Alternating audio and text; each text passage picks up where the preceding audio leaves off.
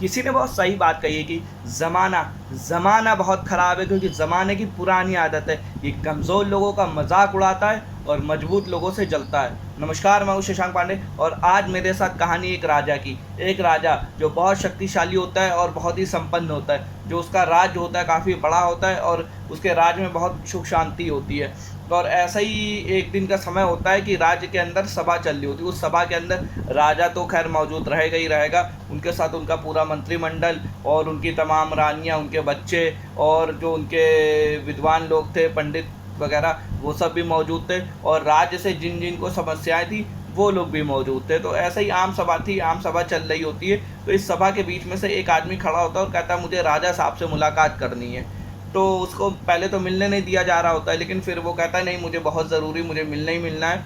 फिर उसको ये होता है कि हाँ भाई आप चलो, और आपको राजा से मुलाकात कराई जा रही है। जैसे ही वो आदमी राजा के पास पहुंचता है तो पहले तो उन्हें प्रणाम करता है, राजा साहब प्रणाम। फिर वो अपनी बात रखता है कि राजा साहब मैं बहुत सारे राज्यों से हो के आ रहा हूँ, बहुत सारे बड़े बड़े राजाओं से मिल के आ रहा हूँ, तो वो मेरी शर्त को पूरा नहीं कर पाए। तो राजा कहते हैं ऐसे तुम्हारी क्या शर्त थी, मुझे भी बताओ। मैं ऐसा नहीं कि तुम्हारी शर्त पूरी ना कर पाऊँ, मैं ज़रूर पूरी कर लूँगा। मैं बहुत मजबूत हूँ, बहुत शक्तिशाली हूँ, तमाम विद्वान हमारे पास बैठे हुए हैं, आप मेरे मंत्रिमंडल को देखो, आपकी कोई भी शर्त होगी मैं ज़रूर पूरा कर लूँगा। तो खैर वो आदमी बताता है, जो कहता है कि राजा साहब मेरे पास दो हीरे हैं, एक असली एक नकली। एक जो असली हीरा है, अगर आपने उसको पहचान लिया तो वो हीरा मैं आपको दे दूँगा, वो हीरा आपका हो जाएगा। लेकिन अगर आप हीरा नहीं पहचान पाए तो इस असली हीरे की जो असली कीमत है, जो कि बहुत ज़्यादा है, उतनी कीमत आपको मुझे देनी पड़ेगी। तो राजा कहते हैं इसमें कौन सी बड़ी बात है, हमारे राज्य में बहुत सारे ऐसे लोग हैं जो चुटकियों में पहचान लेंगे। तो राजा आदेश देता है कि भाई असली हीरे को पहचाना जाए, लेकिन कोई भी आगे नहीं आता है, क्योंकि सब डर रहे होते हैं कि भैया अगर हम नहीं पहचान पाए तो राजा की इज्जत की सवाल है, इस राज्य के इज्जत की सवाल है, तो राजा हो सकता है कि हमको बहुत भारी सज़ा दे दे। तो इसलिए कोई नहीं आता। ऐसे ही कुछ घंटे बीत जाते हैं, तो फिर राजा को लगता है कि ये तो भाई मजाक उड़ रहा है हमारा और हमारे राज्य का। तो राजा थोड़ा टाइट होके बोलता है कि ऐसा है कि मंत्रिमंडल से कोई आगे आए और इसको पहचाने।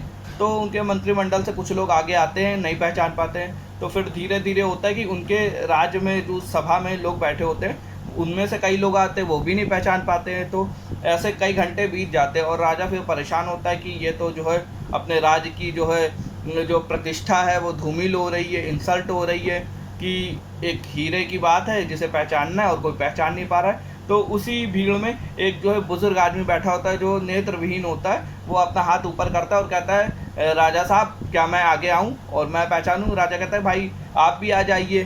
तो जैसे ही वो बुजुर्ग आदमी आता है और वो हीरे को अपने दोनों हाथों से पकड़ता है, तो 10 सेकंड में नहीं बीतते हैं और वो आदमी बता देता है कि राजा साहब ये असली हीरा है, ये नकली हीरा है। तो सब लोग बहुत खुश होते हैं, राज्यवासी खुश होते हैं, मंत्रिमंडल खुश होता है, राजा भी बहुत प्रसन्न होते हैं, कहते हैं कि चलो राज की आमदनी बढ़ गई, राज के पास ये असली हीरा आ गया।